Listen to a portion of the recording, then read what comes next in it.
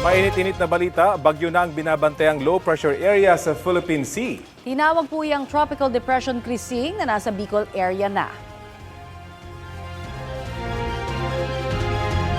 Namataan niya ng pag-asa, bagyong Krising 780 kilometers silangan ng Virac, Catanduanes, kaninang alas 8 ng umaga. Taglan nito ang lakas ng hangin na aabot sa 45 kilometers per hour at napakatuloy nitong kumikilos pakanluran sa bilis na 35 kilometers per hour. Ayon sa pag-asa, may tsansa pang lumakas ang bagyong Krising habang nasa dagat. Sa inisyal na datos, posibleng tumbukin ng bagyo ang Northern Luzon.